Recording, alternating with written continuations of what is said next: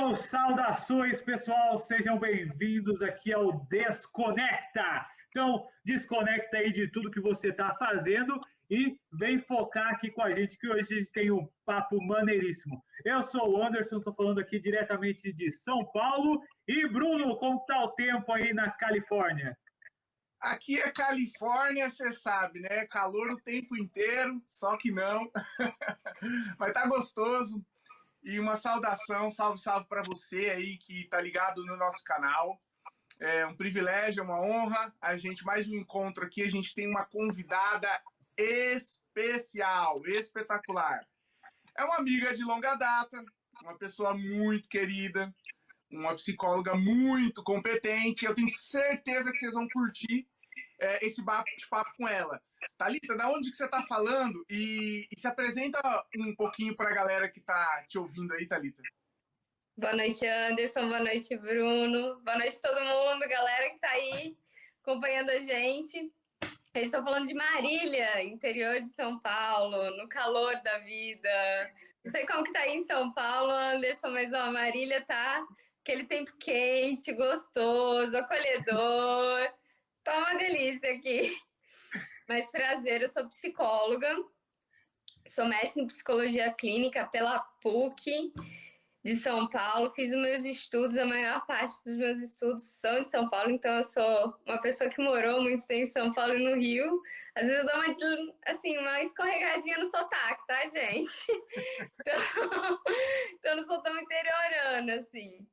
Mas eu tenho uma paixão por São Paulo, pelo Rio também, a galera do Rio que tá ouvindo aí tem uma fé com essas duas cidades na minha vida. E sou terapeuta sexual, tô terminando a especialização em terapia tântrica, então tem muita coisa boa aí. E sou uma pessoa do interior, uma pessoa que ama viajar, uma pessoa que gosta de praia, por isso que eu amo o Rio, gente. Mas gosto de praia, gosto de sol, Califórnia, olha, seria sensacional morar aí. Vem visitar, vem visitar. Você sabe que Pegar a prancha. Fica aberta. Gente, eu amo sensacionalmente, amo mergulhar. Meu sonho ainda é mergulhar na Califórnia. Uau, show de bola. Aqui tem puxa, esqueci o nome da praia. Eu fui para lá, Thalita, com esse objetivo, mas acabou que não rolou porque tava chovendo, tava um clima feio em San Diego. Esqueci o nome da praia lá, onde o pessoal costuma mergulhar. Eu nunca mergulhei, para falar a verdade, mas eu morro de vontade. Tá super voltado. É praticamente um pedaço do céu abaixo da terra. Show de bola. Quero passar por essa experiência. Eu vou tentar fazer aqui no Rio, que tem aqui perto.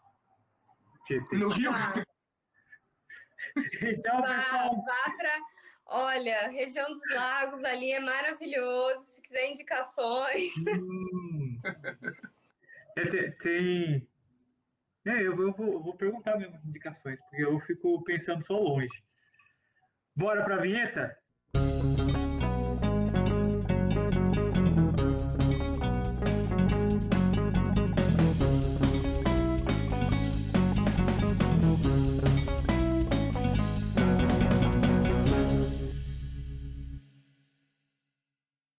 Thalita, primeiro é uma honra ter você aqui. Só para a galera que está aí em casa saber, quando eu estava na graduação, a Thalita já era mestre. Ela só tem a carinha de bebê, viu, galera? Tô velha. Já rodou o trecho aí. É uma psicóloga super competente. Eu me lembro de boas conversas que a gente teve no período da faculdade. Eu vou deixar você falar, Thalita. Eu não vou nem apresentar, assim, é só uma introdução mesmo para quem está ouvindo, para a gente iniciar esse bate-papo. Fala um pouco sobre a sua trajetória como estudante, depois formação, né, e abordagem, porque para quem não sabe, né, a psicologia ela tem diversas abordagens. Os psicólogos eles não são todos iguais, eles têm visão de mundo diferente, técnicas diferentes, modos de trabalhar diferentes, mas tem um um objeto de pesquisa comum, que é o ser humano, né? De pesquisa, de trabalho, que é o ser humano. Mas as diferenças, elas são bastante interessantes para quem está em casa, talvez esteja interessado em fazer psicologia, gosta desse universo, da mente. Fala um pouquinho sobre sua formação e a sua visão teórica sobre a psicologia, para a gente iniciar esse bate-papo. Vamos lá. Eu me vejo assim, eu era uma aluna chata. Sabe aquela aluna chata, nerdzinha do rolê? Aquela que sentava na primeira carteira, que perguntava tudo pro professor, estudava antes em casa. Eu era dessas. Tá na moda ser nerd hoje em dia. Tá na moda. Pô, na minha época era demodê. Na minha época era demodê, não rolava. Eu não era legal do rolê, não, viu? Mas como tá mais na moda, né? Diz aí o Bruno. Eu sempre quis fazer psicologia desde a 8ª série. Na verdade, a minha primeira opção era medicina. Eu queria ser neonato. E aí eu fui prestar vestibular, não passei para medicina. Sabe aquele tanto faz? Entre psicologia e medicina tanto faz? Beleza, passei para psicologia. E boa. Foi o famoso tanto faz realmente na minha vida e que me levou a uma paixão, que é a psico hoje em dia. Na minha época, não era muito comum ter iniciação científica nas faculdades particulares, principalmente aqui em Marília, que era a faculdade que eu fazia na época, né? E aí eu falei, mas eu gosto muito de pesquisa, eu sou muito assim, uma pessoa muito que gosta de saber os porquês, né? Então eu sempre fui para a área da pesquisa e eu tive uma oportunidade de fazer a minha iniciação científica na USP, no IPQ, no Laboratório de Transtornos do Impulso, e estudei sempre amor patológico e ciúme patológico. Eu sempre fui uma estudiosa e sempre me puxei para essa área de relacionamentos, do feminino, do masculino, das constituições de relacionamento, e eu acabei indo para essa área.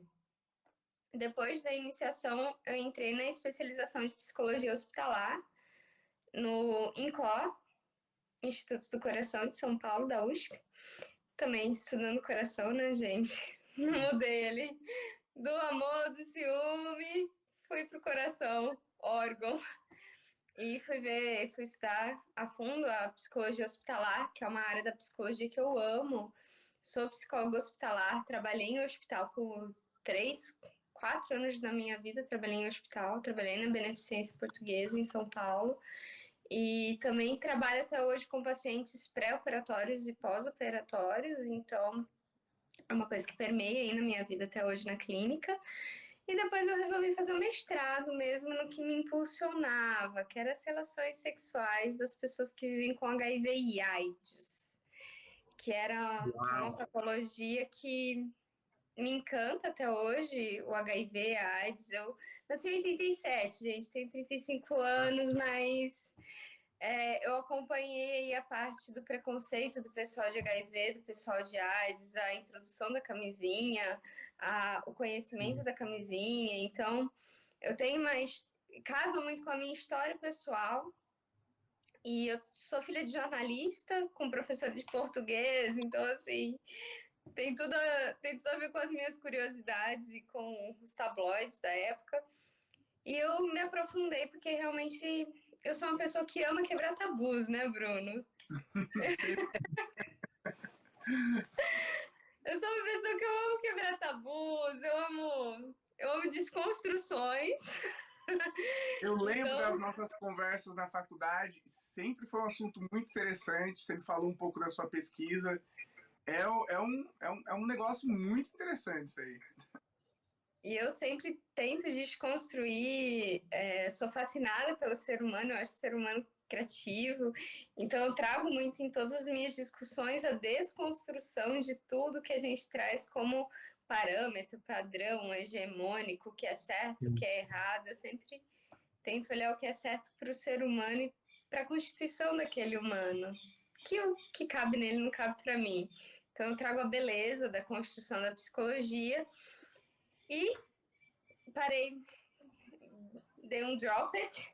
I dropped the doctor degree.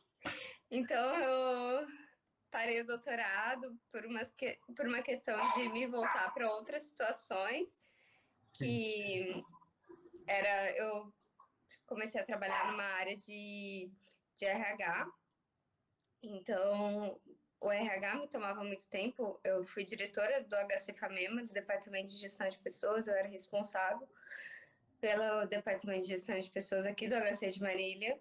Então, foi uma parte da minha vida que me tomou muito tempo, mas também me trouxe muita aprendizagem. E até hoje eu trabalho com recrutamento, seleção e como a gente pode recrutar essas pessoas de uma forma humana, sem ser mecânico, sem ser uma coisa muito Você pergunta para as pesada. pessoas qual é o animal que eles querem ser, Thalita? Cara, isso isso é comum, isso é normal não, né? Isso é comum, mas eu não pergunto, não.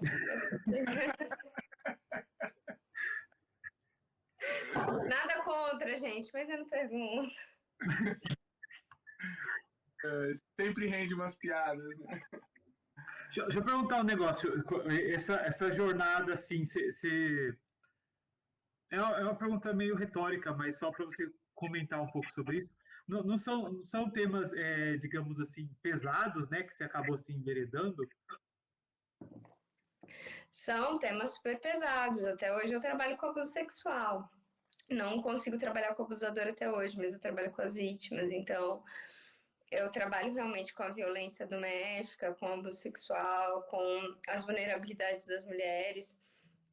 São assuntos super pesados, mas que são necessários, Sim, principalmente para a gente educar as nossas crianças, para elas conseguirem se defender e para a gente também se unir como mulher, como pessoa, como ser humano, e para a gente ir quebrando, de certa forma, essa cultura que muitas vezes envolve machismo e só o homem pode, e não é isso. Nós não é contra os homens, pelo amor de Deus, amo os homens, eu acho eles necessários, eles são necessários na nossa vida, mas a gente tem que começar também a trazer o olhar da humanização tanto para os homens quanto para as mulheres e quebrando uma constituição de poder aí do patriarcado.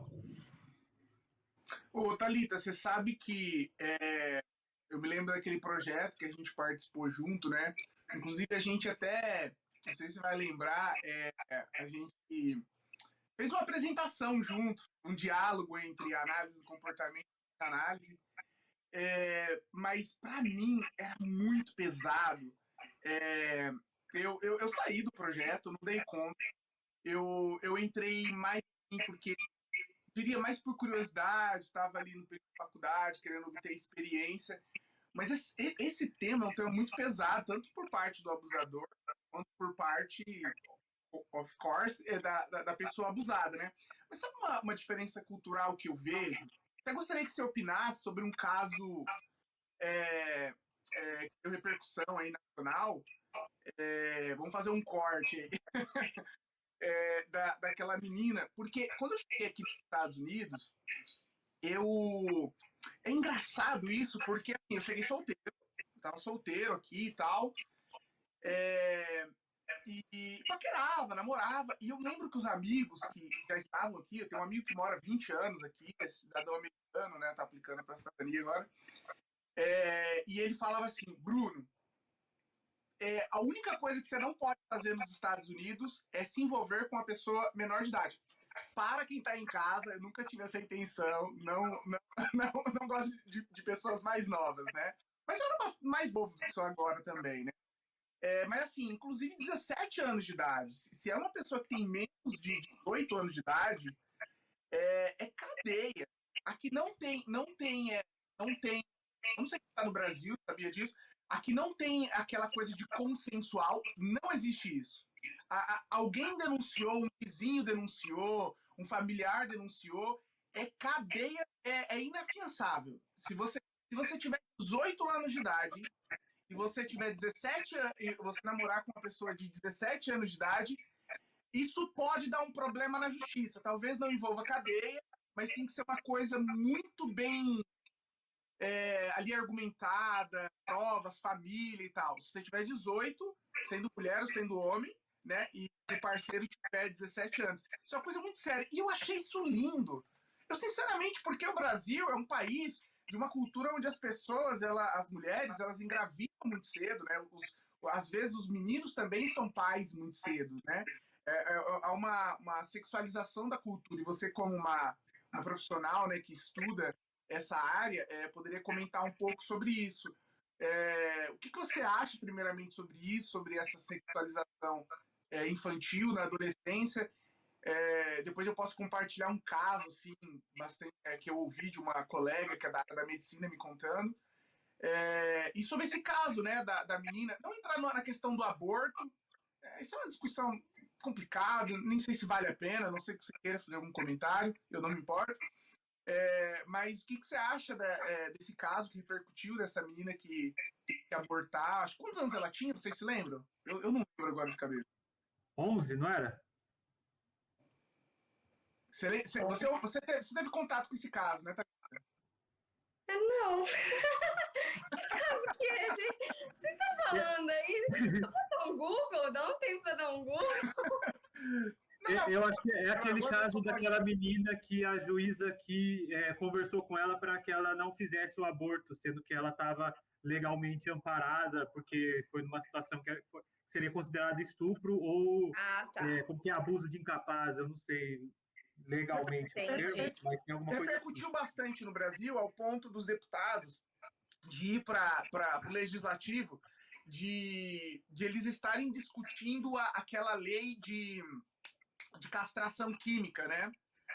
Aqui nos Estados Unidos, em alguns estados, é aplicada essa lei, a castração química, e daí repercutiu tanto isso aí que a juíza, no final das contas, ela abortou, mas ela tinha uma relação com uma outra criança da mesma faixa etária, e ela acabou engravidando, e o aborto ocorreu, eu vou chutar aqui, eu acho que foi em torno de 6 meses. Você lembra mais ou menos, Anderson? Foi por aí mesmo. Foi aprovado, né, e tal, a criança, houve o aborto por causa dessa... Mas, de todo modo, se você não se deparou, assim, não teve muito contato com esse caso, o que você acha sobre a sexualização infantil no Brasil? Existem algumas experiências que você pode compartilhar, algum insight, alguma reflexão, talvez até uma opinião da sua parte em relação a isso. Eu vejo que, assim, o latino-americano, no geral, ele é sexualizado. Ele traz até o pessoal ali, México, tem uma sexualidade de uma forma diferente, uma constituição da sexualidade de uma forma diferente, tanto do americano como do europeu. Então, o latino-americano, ele traz uma constituição sexual de uma forma completamente diferente. A gente tem que ver que o Brasil ele é constituído por uma população vasta, com diferentes culturas, diferentes guetos, diferentes questões. Então, é bem complicado a gente, assim, ver o que é certo, o que é errado, o que não é. O que eu vejo é que falta educação sexual nas escolas. Isso não é no Brasil só, mas em outros países também. E a gente não trabalhar com o sexo em si, mas com a sexualidade, com a constituição da sexualidade do ser humano, com a constituição corporal, com o que eu quero, com o que eu não quero, com as possibilidades. Então, eu vejo que falta realmente uma estruturação do que é uma educação sexual para as pessoas, para as crianças terem consciência do corpinho delas. Porque muitas crianças, elas não têm consciência do corpo delas, e as famílias não sabem como lidar com as questões sexuais. Então, assim, o pessoal da Pedágua aí, que seja engajado, por favor, continue, porque realmente a gente precisa dessa falta educação sexual no Brasil, e eu vejo em outros países também, não é só no Brasil, tá, gente? Mas eu vejo que a partir da educação a gente constitui o ser humano de uma outra forma.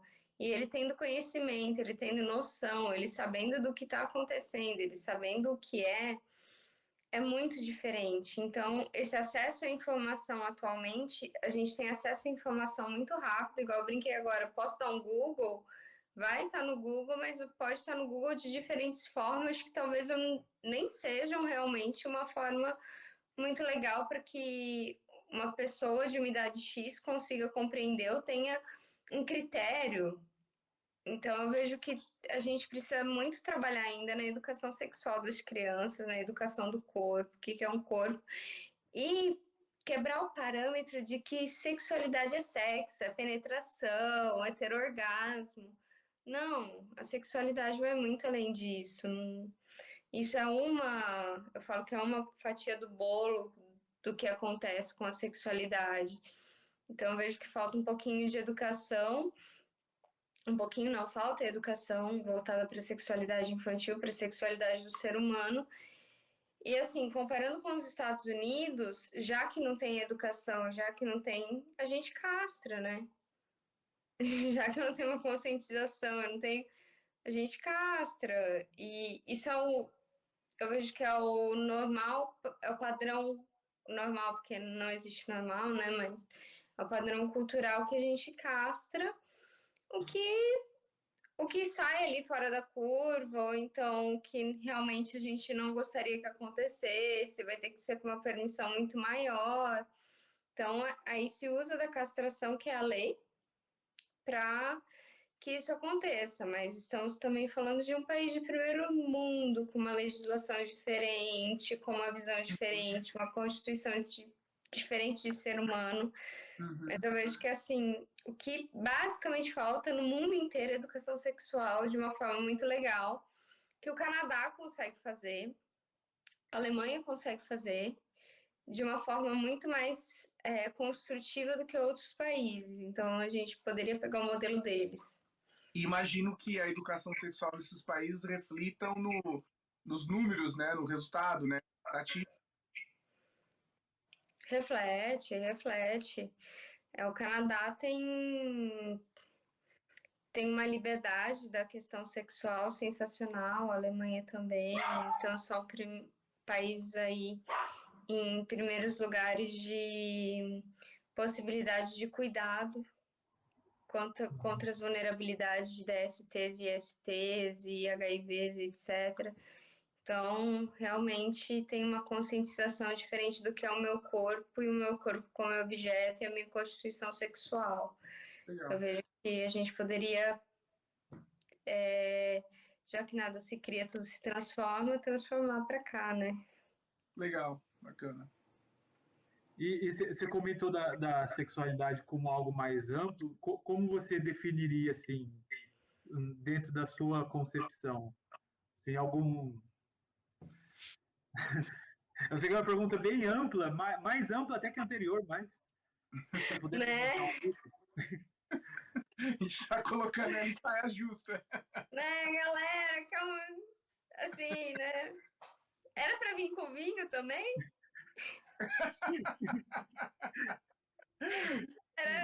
Eu só trouxe o chá, não era para vir com vinho. Né? Mas beleza, né? O blushing aí acontece. Mas a sexualidade, eu falo que a nossa sexualidade ela começa no nosso bom dia. Quando eu falo isso para as minhas pacientes ou para os meus pacientes, eles falam: hã? Como assim? Tipo, só louca, a gente transa de manhã? Nem todo mundo, né? Tipo, bom dia, estou aqui, todo disponível, toda disponível para o sexo. Não, É aquele bom isso. dia! Tipo, bom dia, o sol já nasceu lá na fazentinha e você...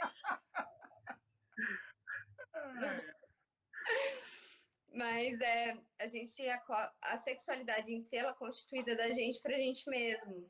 Então, realmente, a coisa começa quando a gente começa a se observar, que deveria ser, entre aspas, aí, no nosso acordar, no nosso despertar, com o meu autocuidado, com a minha alimentação, com a minha rotina, com o que me traz prazer e o que me traz desejo. A sexualidade tem muito a ver com o prazer em tudo e o desejo em tudo. né? Não só no sexo. O sexo, como eu disse, é uma fatia dessa pizza. Mas tem a ver com os desejos, com os prazeres, com as vontades, com as possibilidades de observação do seu eu, com a possibilidade do que você se vê como bonito, do que você se vê como feio, do que você vê como gosta, como não gosta. Como você realmente se vê, porque não tem realmente, gente, como transar a gente se sentindo mal. Não vai ter uma transa gostosa, não vai ter um sexo gostoso. Se você teve um dia estressante, se você tá se achando gordo ou gorda, se você tá se achando feio, se você não tá bem com você mesmo, no final do dia não tem como ter um sexo prazeroso e gostoso com múltiplos orgasmos. Mesmo porque você vai estar desconectado da sua energia de você mesmo. Então, o sexo, eu falo que é a nossa cereja do bolo, e todas as fatias, todas as partes do corpo, elas se compõem de toda uma constituição do eu de cada um. Acho que seria isso, de uma forma assim, tranquila, o que é sexualidade. Eu poderia dizer, Thalita, que sexualidade ela é sinônimo de prazer? Sim, de prazer e de realização de desejos, no geral. Interessante. Interessante essa visão.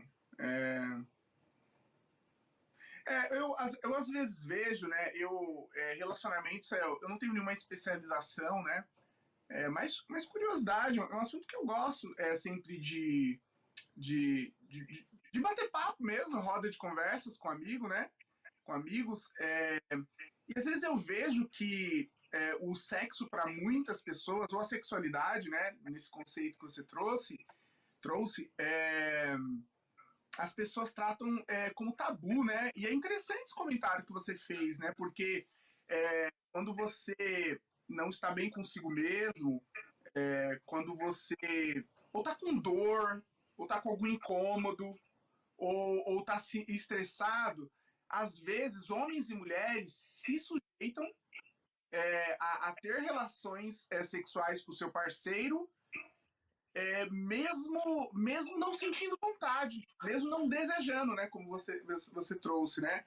E isso é um problema sério, né? Eu não sei se você lida com isso na clínica, se isso é muito comum, o quanto disso é comum, né?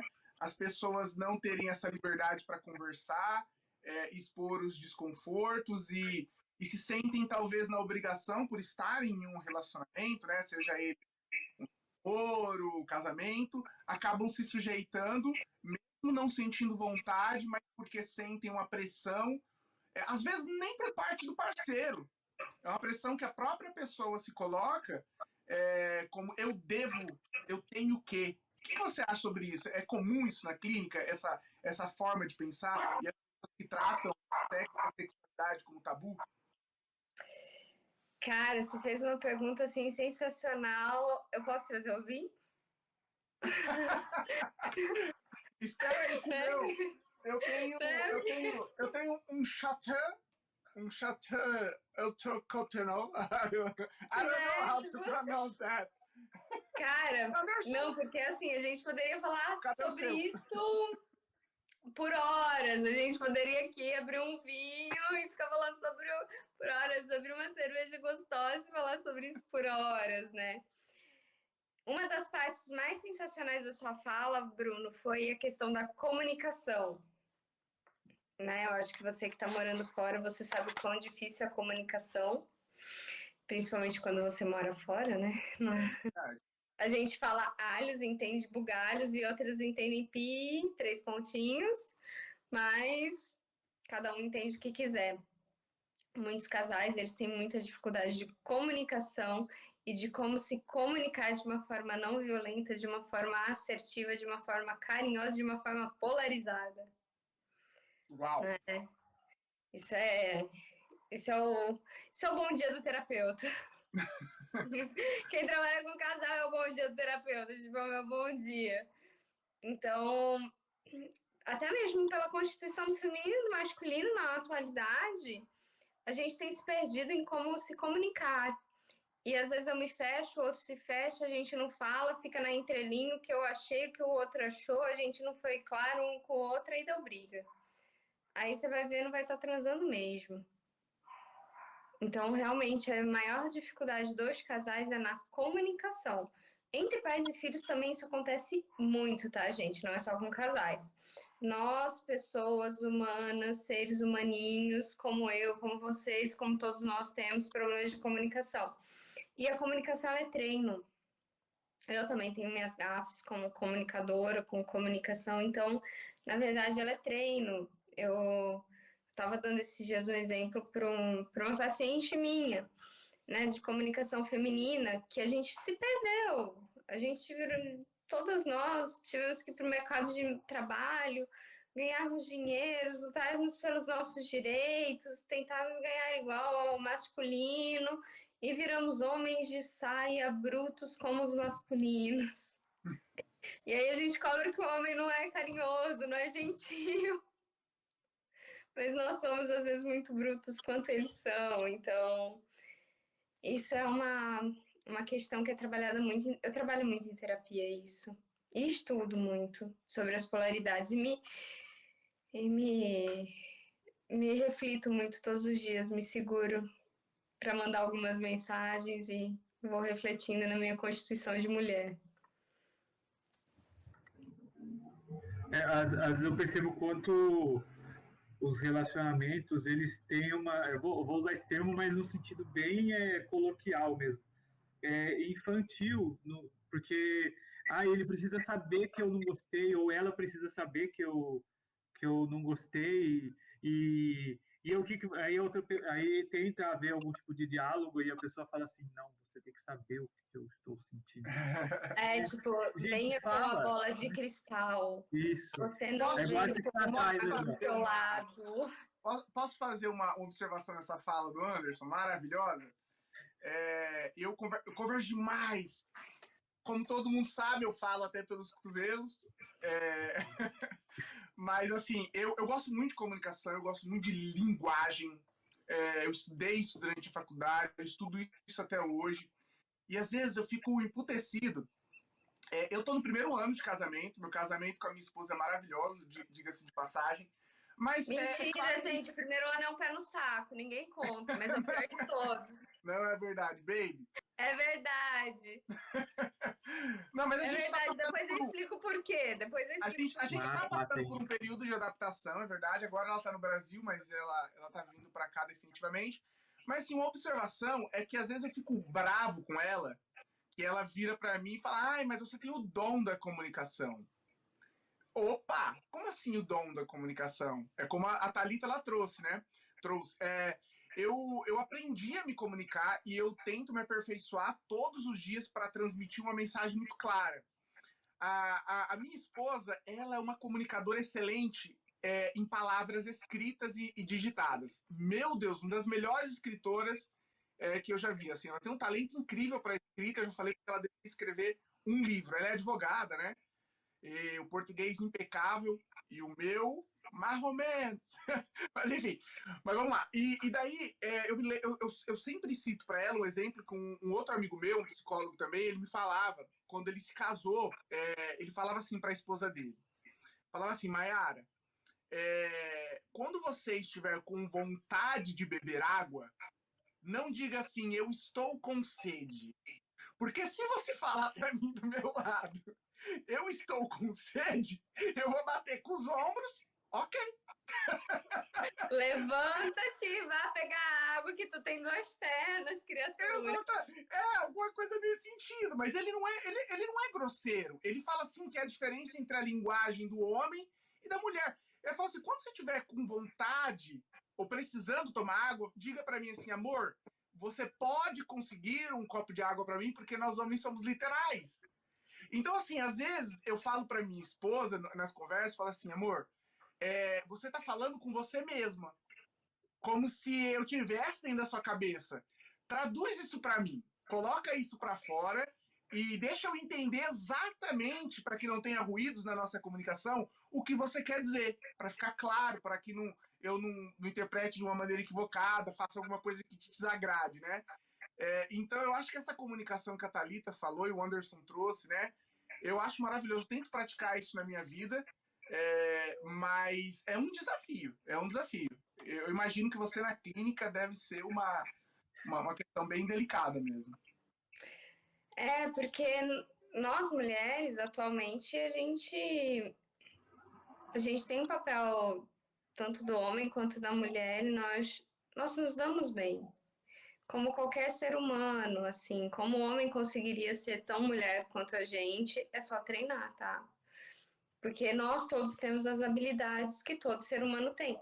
É lógico, o homem, a única diferença do homem e da mulher, pessoas, por favor, não me julguem, mas o homem não pode ter filho e a mulher pode.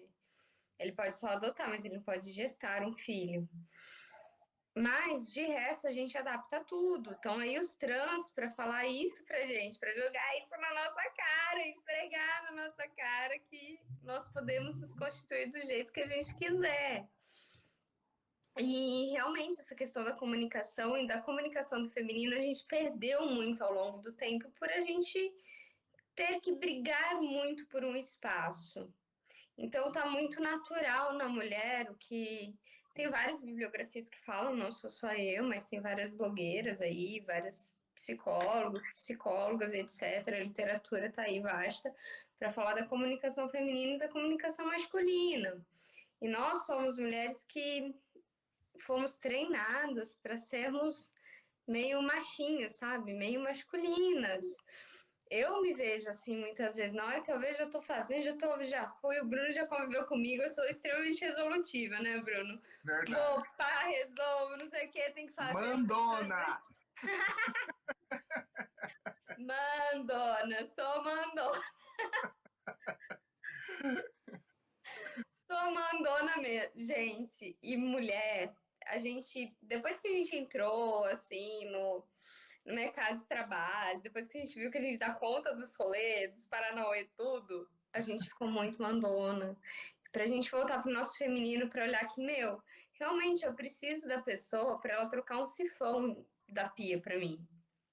Cara, eu realmente preciso da pessoa pra ela conseguir arrumar um chuveiro, pra ela ver a calha da minha casa. Não sou eu que vou lá em cima subir, ver a calha de casa, o que tá acontecendo.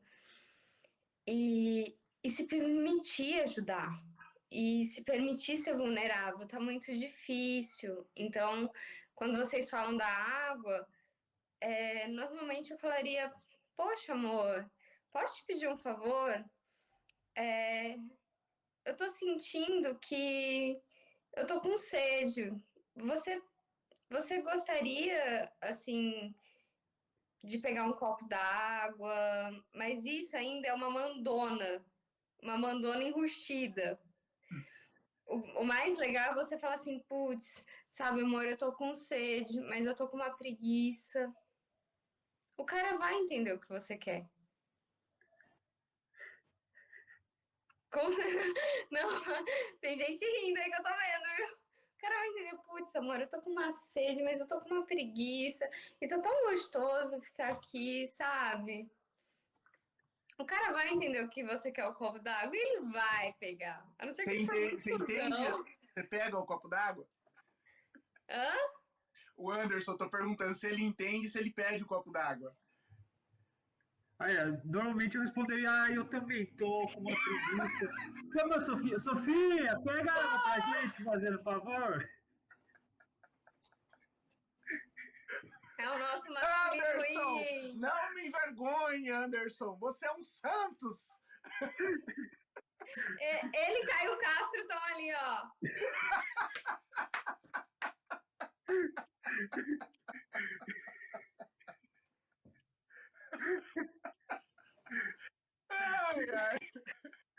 Eu acho que dá para entrar nesse tema do Caio Castro, que é interessante. É bombador. Mas, tem cabaré essa noite. Eu gostei muito do Reels dele. Tem cabaré essa noite. Não, mas eu queria entrar num ponto que eu até comentei que é uma questão infantil, e vocês têm capacidade de falar isso melhor que eu, com relação à psicologia, que a criança ela tem essa dificuldade de empatia, né? Porque às vezes eu percebi, a minha filha vai contar uma história para mim, ela conta como se eu soubesse algumas informações que eu precisaria saber de antemão, né? Então, a gente estava num determinado lugar e chegou o Pedrinho e ele foi lá e fez isso. Aí eu fico tipo, mano, quem que é esse Pedrinho? Como ele brotou do chão na história? Quem que é o Pedrinho do rolê? Como assim? O Pedrinho tá acordado? O acorda Pedrinho! O Pedrinho, Agora entra o meme, acorda. É isso. E às vezes no relacionamento a gente age da mesma forma. A gente trabalha muito com esse subentendimento de coisas que beleza. Eu não sei por que a gente gosta tanto do subentendido. Não sei se é uma questão de poesia. A gente gosta de poesia, né? Aí a poesia o que ela é? O texto que não é direto. Da nossa cabeça. A gente não então, vai poesia nada. A gente espera que o outro saiba o que a gente está pensando. Ele tentou deixar bonito, né? Eu falei que eu era direto. A Sofia me trouxe água. A Sofia, ela desenvolveu a capacidade de ler os pensamentos. Nós ainda não. Isso. A Sofia é minha filha, tá? Cara, a Sofia tá em outro patamar, a gente. Não, ela ouviu, pensou que era verdade e trouxe mais água. Só que eu já tinha água aqui, agora eu tenho 2. Sofia antecipando necessidades do boy. Vamos educar essa menina para ela voltar para a energia feminina dela, pelo amor de Deus. Agora ela veio aqui me xingar na porta porque ela achou que era verdade. A Sofia tá em outro patamar. Mas assim, a gente vai ter que educar a Sofia para voltar para a energia aí. Ela também. Se antecipar a necessidade de todo mundo, né, gente? Isso. A gente castra também o macho quando você antecipa a necessidade dele, né? Falando em castrar macho, desculpa cortar, mas falando em castrar macho, o que vocês podem falar aí sobre Caio Castro? Além dele ser um gato? Maravilhoso! Pagaria a conta do motel, eu jantar? Gente, se ele ouvir isso, vou estar ferrada. Thalita, nós estamos ainda num horário... não é o horário apropriado. Ainda bem que pode ter edição, né? Mas essa aqui vai pro ar com certeza e ser enviado inbox. O Caio Castro, inclusive, nosso ouvinte aí, tá? Um abraço para ele. O Caio Castro, deixa um comentário aqui, manda mensagem inbox. Que a pode voltar com uma máscara? Nós enviaremos o contato dela. Nós enviaremos o WhatsApp dela. Vergonhas alheia, mas beleza, pagaria mesmo. A gente acabou de falar que não pode deixar subentendido, né? Mas a gente tem que ser direto, né? Mas e a sua energia feminina? Foi pro brejo. Foi pro brejo. Viu? Falei, gente, eu tenho que me monitorar, não dá. Mas é sério. Essa questão do Caio Castro, eu vejo que, assim, não demonizando o cara, pelo contrário, eu acho que ele tem trabalhos sensacionais. Tirando a brincadeira que ele é gato, gostoso, lindo, maravilhoso, mas... ele tem... Assim, a gente tem que ver também a constituição do masculino e a constituição financeira e econômica do brasileiro hoje em dia, gente. Beleza, tá complicado para todo mundo, tá difícil. Não que ele tenha uma necessidade X e a gente não pode julgar. Mas eu vejo que a gente também pode fazer gentilezas. E a gente esqueceu de ser gentil com essa questão da cobrança. Divida a conta, não divida a conta, pago, não pago. Quais são as gentilezas e tem como pagar uma conta de uma forma feminina e tem como produzir coisas de uma forma feminina sem castrar a masculinidade do cara, sem tirar a potência dele. E sem fazer com que que eu achei muito legal que ele falou, que alguns homens trazem isso, que é a sensação de bancar uma pessoa. Tipo, estou então com uma pessoa impotente. E não é legal nenhuma mulher, nem ninguém passar isso, nem homem passar isso para ninguém. A gente não tem que estar com alguém impotente, a gente tem que estar com alguém que a gente ache sensacional, que a gente admire, que eu vou pagar essa conta porque essa pessoa eu admiro, ela é sensacional e ela tá comigo, e isso me dá um puta de um prazer. Então, talvez ele tenha que repensar aí nos afés dele. Se quiser meu número como terapeuta, aceitaria ser terapeuta dele. Beleza, tamo aí. Mas, assim, não é essa questão de parece que eu estou bancando a pessoa, não, mas também o que a pessoa tá passando pra ti, cara? Que você não tá tendo um prazer, porque, meu, é sensacional pagar a conta pra alguém que você admira, pra alguém que você sabe que você dá valor, que você tá ali junto, que você. Gente, sensacional dividir tudo, é sensacional dividir a vida. Né? Senão não tinha casamento. Se não for pra ser sensacional, nem casa, gente. Né? Mas você sabe que essa questão é... Pode falar, Anderson, te interrompi. Não, é que é interessante, às vezes a gente paga, você dá carona para um amigo e você não cobra, você paga alguma coisa para o seu amigo, e então, quer dizer, é mais fácil fazer isso para um amigo do que para o seu interesse romântico, que é uma pessoa que você vai passar muito mais tempo, às vezes, do que com o seu amigo, né? É uma questão complexa. Não, você sabe que eu acompanhei isso aí. Eu acho que o Caio, ele foi um... Na fala da Thalita, ela bem falou, né? Essa coisa que estava meio que implícita, né, sobre bancar alguém, né? Uma sensação de impotência para quem está sendo bancado. Concordo. Nem tinha pensado nisso, para falar a verdade, Thalita. Foi legal esse ponto que você trouxe. Mas eu acho que, por outro lado, ele foi um pouco mal interpretado, porque ele falou que ele não tem problema de pagar, mas ele se sentir na obrigação de. Nesse ponto, eu concordo com ele. Eu acho que a internet ela acaba polarizando. Até eu concordo com ele. Eu acho que qualquer pessoa de bom senso... Ninguém é obrigado a nada. Ninguém é obrigado a nada. Perfeito. Assim, eu não julgo o cara, porque, sinceramente, se eu tô sentindo que uma pessoa tá impotente do meu lado, ou que ela tá folgando, ou que ela tá meio que se aproveitando da minha potência e não faz nada por ela mesma, não dá. Não dá. Concordo 100% com você. Mas eu fico pensando, quando a gente tá falando de uma relação casual, eu acho que é um pouco mais delicado, né? Relações casuais, assim, eu acho que a conversa ela deveria ser o suficiente para resolver uma questão como essa, mas quando você tá realmente ao lado de uma pessoa que você ama, tem muito afeto, gosta muito, tem admiração, cara, qual o problema de conversar?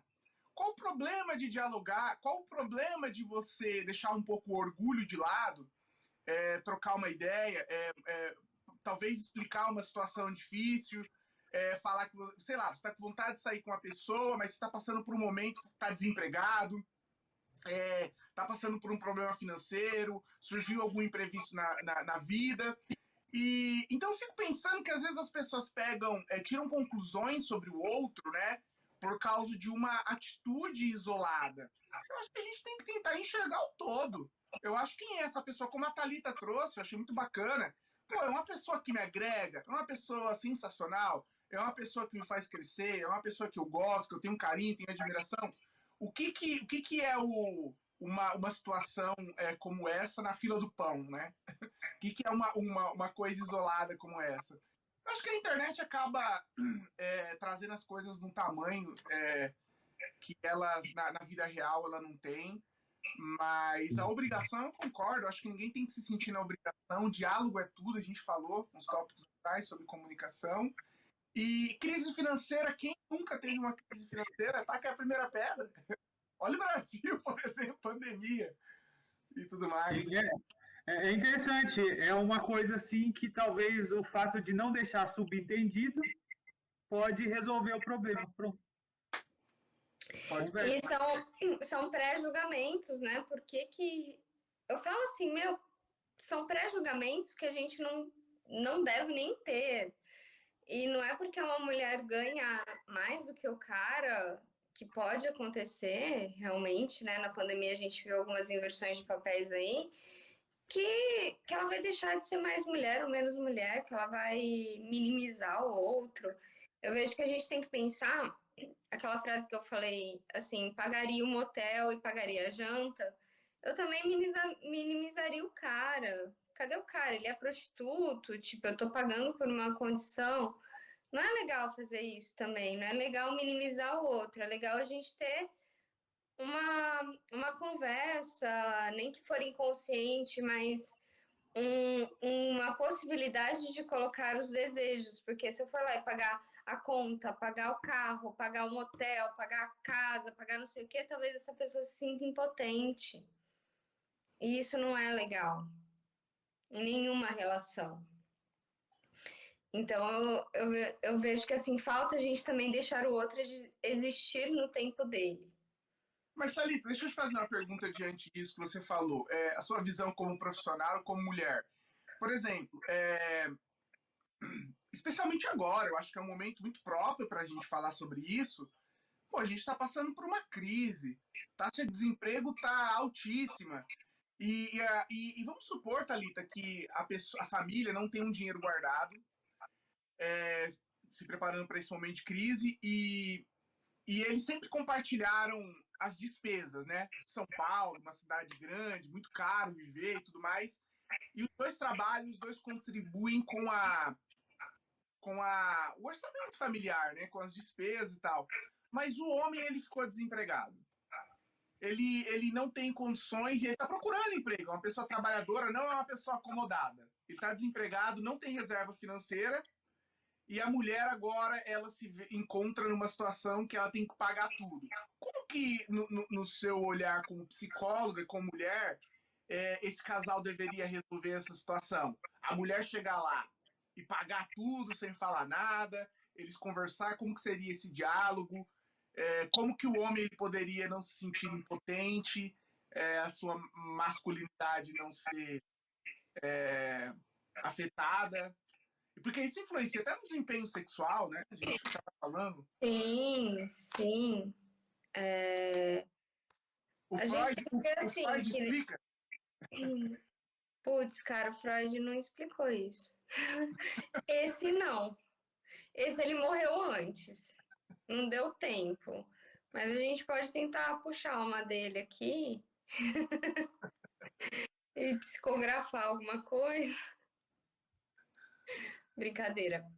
Mas é legal o que você está falando, porque nós, seres humanos e capitalistas, fomos constituídos em uma questão muito dinheirista, né? O dinheiro manda, o dinheiro pode, o dinheiro paga. E o masculino, na verdade, é antecipar as necessidades do feminino, é essa função do masculino primordial. Então, poxa, eu estou trabalhando o dia inteiro, meu marido não tem trabalho, ele não está em casa.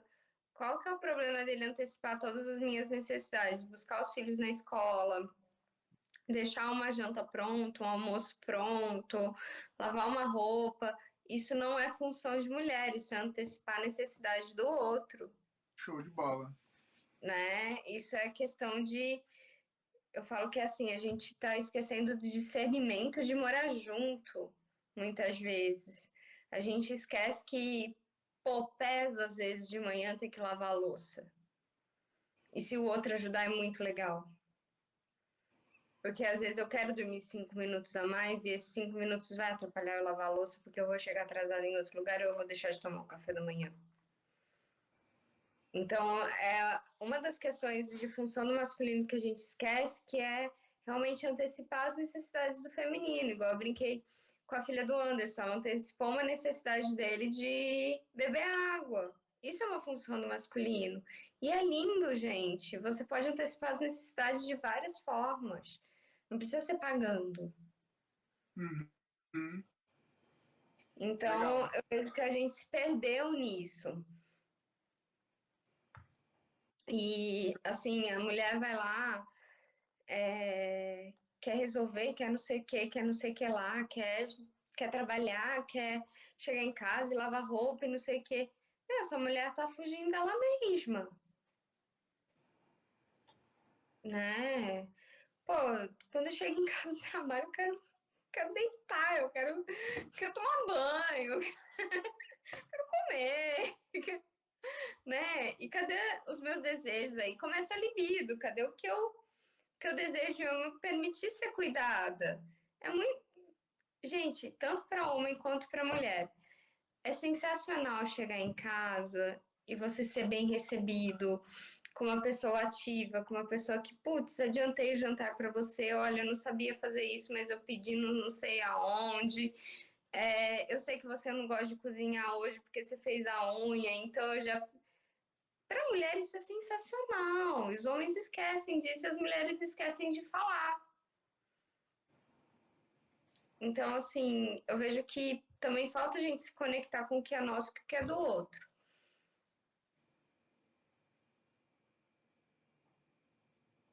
Um minuto de silêncio para vocês pensarem no relacionamento. Anderson, o seu áudio. O Anderson falou alguma coisa. Eu falei, uau. Você antecipa as necessidades da sua esposa, Anderson? Sim. É que eu trabalho fora e ela trabalha em casa, mas. Sabe, a gente tenta, né, antecipar no sentido que é A possível. Sofia aprendeu, eu não sei com quem, mas a Sofia aprendeu. Não, isso que a Thalita tá falando tá me levando a pensar. Eu espero que quem esteja ouvindo aí também, que seja casado, esteja num relacionamento. Eu nunca tinha. Olha, Thalita, é muito, muito legal esse seu olhar, a forma que você trouxe, porque eu acho que nós, os homens, também sofremos uma pressão de uma sociedade que foi construída em cima de ideias machistas, né, do patriarcado, né? Às vezes o homem ele tem uma crença limitante, né? Ou não sei se é limitante, seria talvez uma crença me ajuda com a palavra que prejudicial, que autodestrutivo, de que acha que o ser homem implica apenas no financeiro, né? Mas essa ideia que você trouxe de antecipar necessidades é legal. E são pequenas, grandes coisas no dia a dia que, sabe, ajudam no relacionamento ali, né? Legal isso, bacana. Sim, e convenhamos, né, normalmente quando o relacionamento entra em crise, dificilmente é somente por uma grande coisa que aconteceu. Na verdade, essa grande coisa, muito provavelmente, ela é constituída pelas pequenas coisas, essas antecipações que não são antecipadas e são atrasadas, digamos assim, né? Eu falo que a gente pode evitar briga quando a gente começa a se tornar vulnerável, se deixar ser vulnerável, porque é muito difícil, mas se deixar ser vulnerável já expor, olha, realmente hoje eu fiquei triste com essa atitude sua que eu estava trabalhando até agora, 9 horas da noite, 8 horas da noite, trabalhei o dia inteiro, cheguei em casa, vi você no videogame, eu cheguei, você nem me falou oi, isso me deixa triste porque eu senti que eu não tinha um companheiro e eu gosto da tua companhia. É legal já resolver ali na hora. Sim. Eu já vi um pessoal falando que, por exemplo, uma boa coisa para o relacionamento é, sei lá, não dormir brigado. O que você acha disso? Acho sensacional se a gente conseguir, né? Né? Se a gente conseguir não matar o outro, né? Se a gente conseguir não pensar que o outro pode cair da sacada do apartamento, morrer, sem ser uma causa meio uma morte natural, seria legal. Brincadeiras à parte, gente.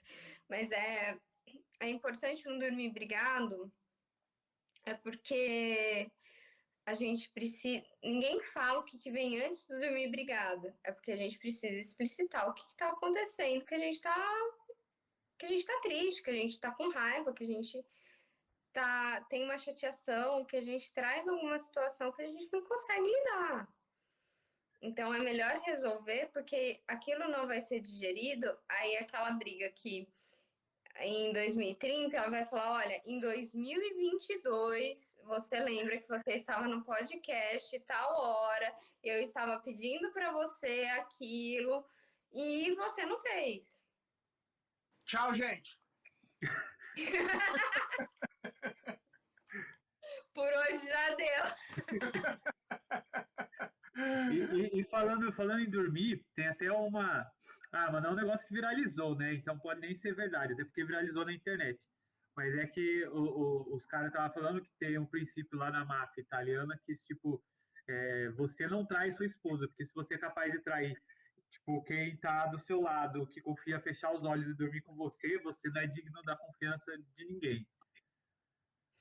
Cara, e traição não é bem assim ao pé da letra, que é a questão só de sair com outras mulheres. Traição é você trair o contrato conjugal que você acordou com a pessoa. Traição não é só você ir lá e ter uma relação sexual ou ter um beijo com outra mulher.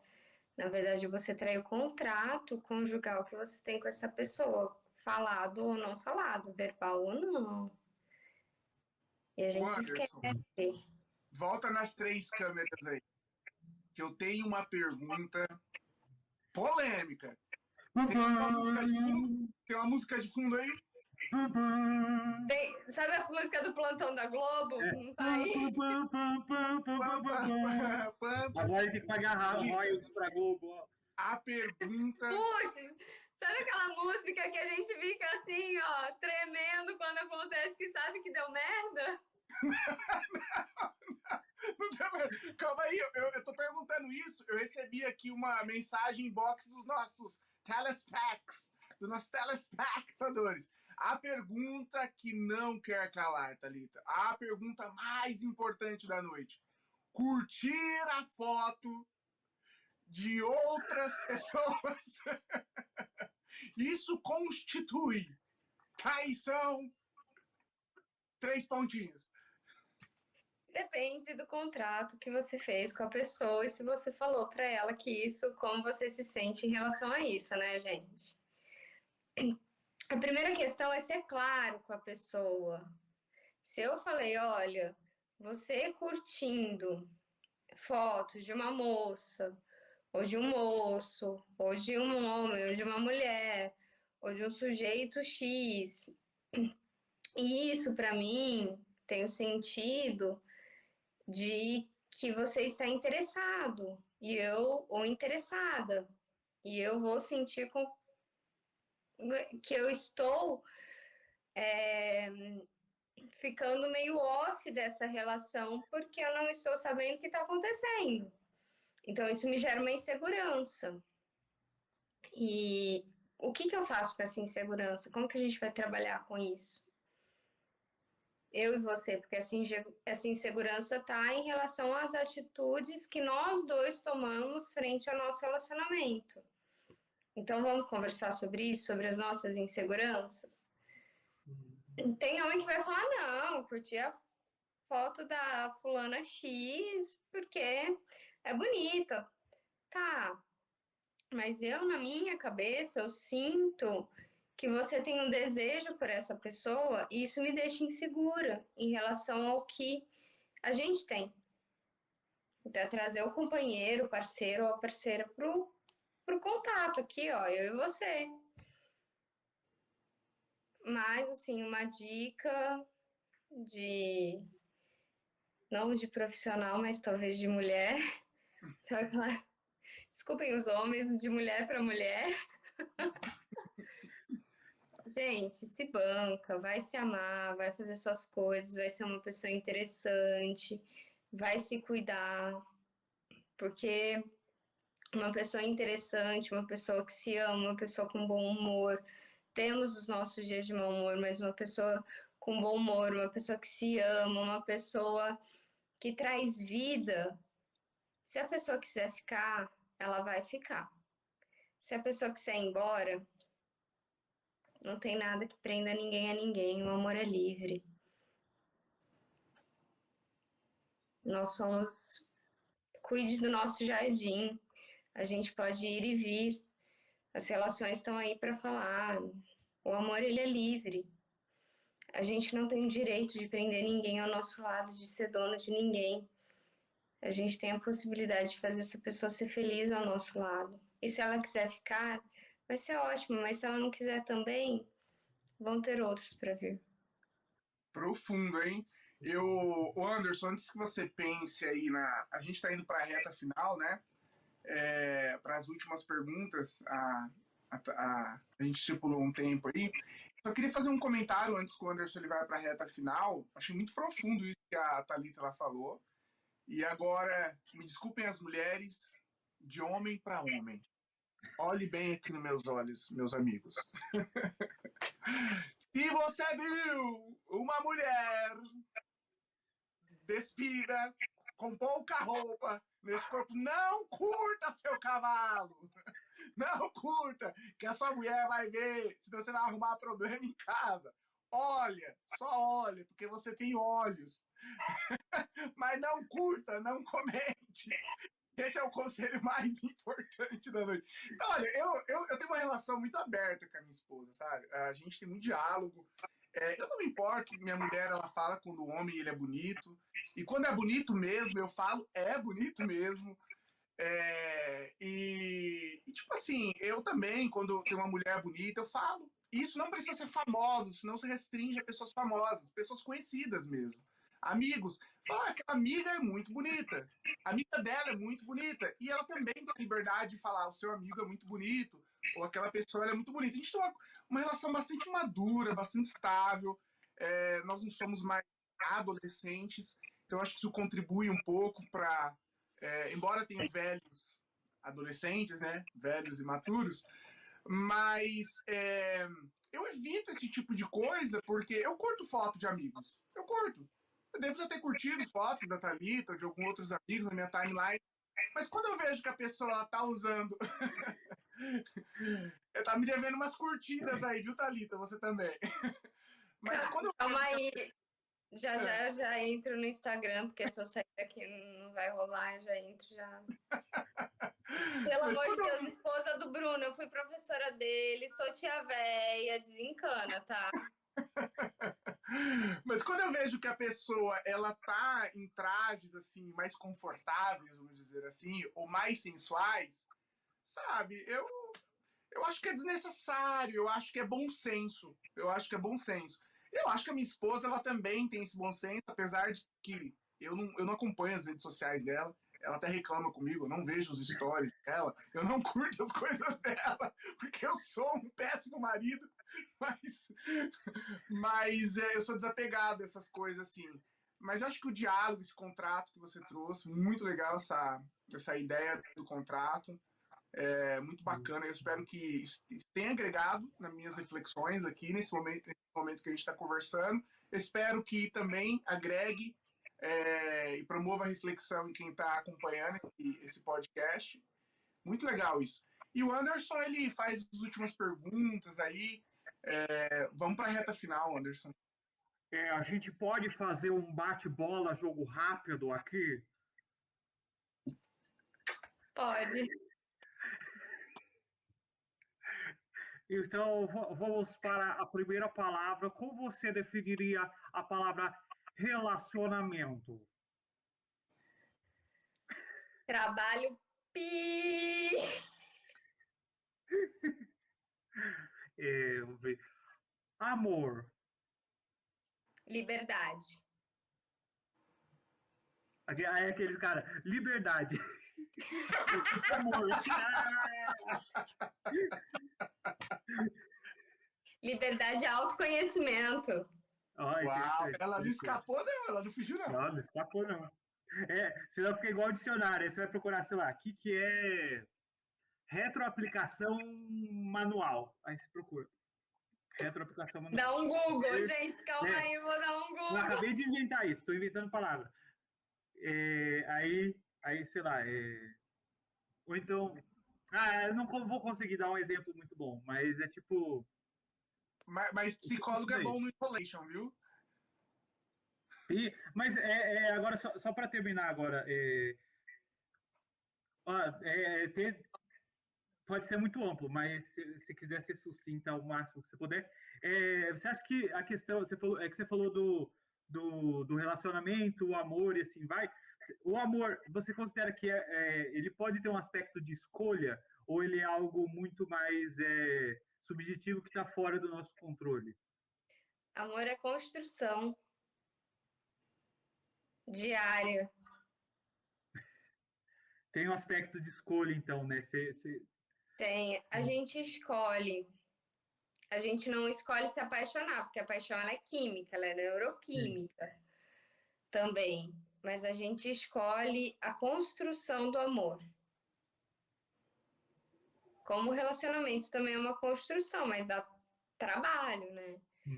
A caramba! Achei outra palavra em vez do pi. Caraca, mas realmente a gente tem que ver que a nossa vida ela é feita de escolhas. E às vezes a gente termina por amar a pessoa, porque ela não cabe mais na nossa vida.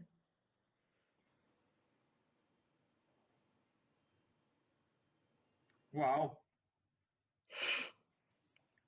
Se tivesse vinho aqui, então, Ó, porque ia ser a conversa foi sensacional. profunda, viu? A conversa. Ia ser sensacional. Isso que era chá de camomila.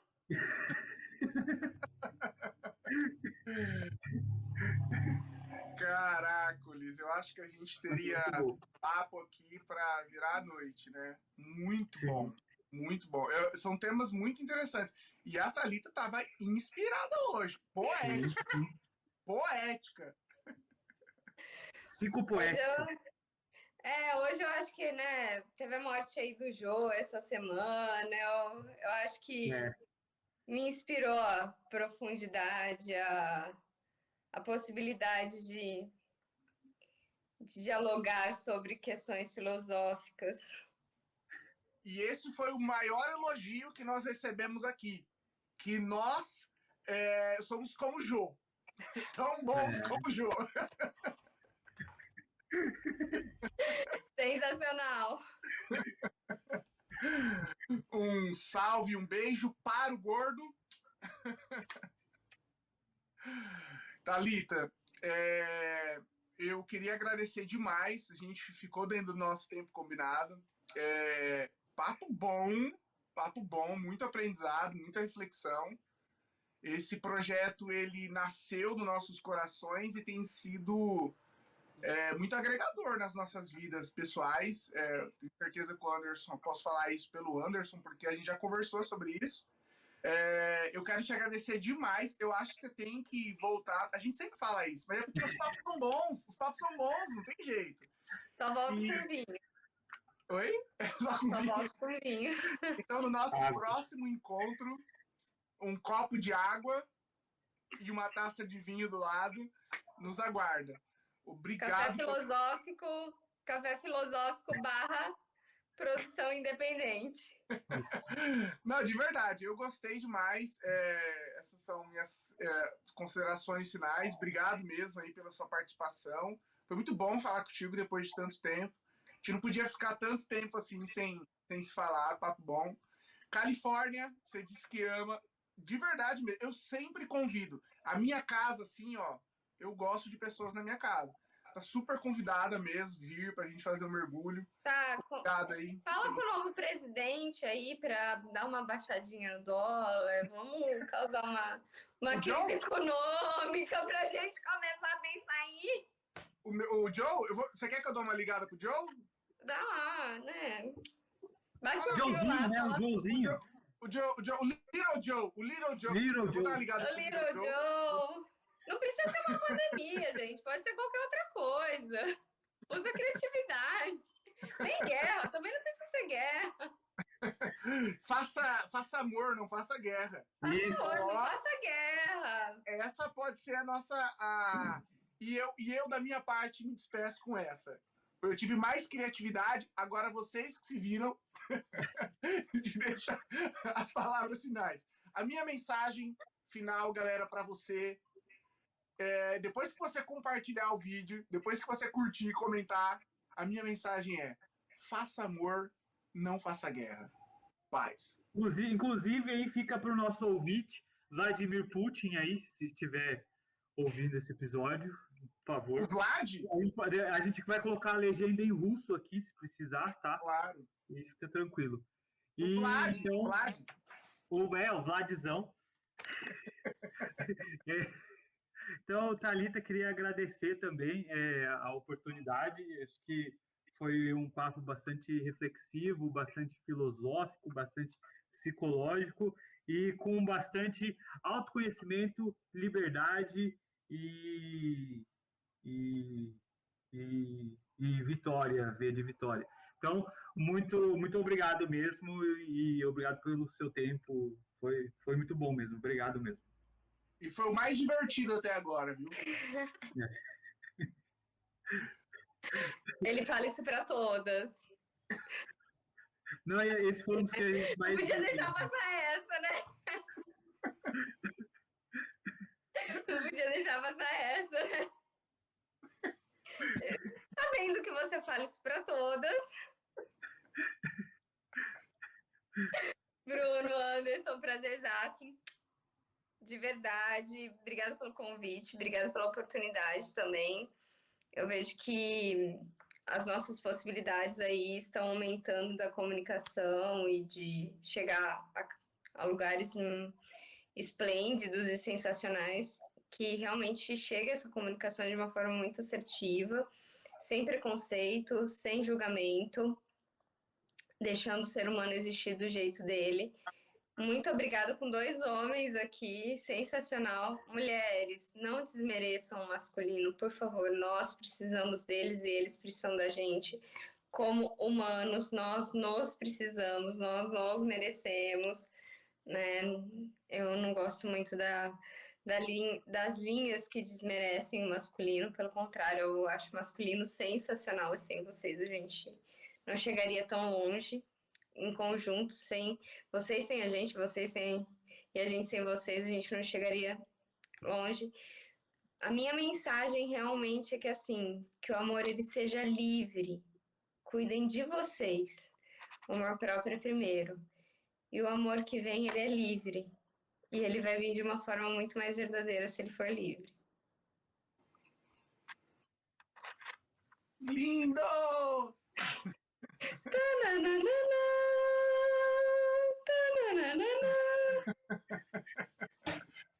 Obrigado, pessoal. Obrigado. Até a próxima. A gente Beijo, vem por aqui, hein? Beijo. Beijo.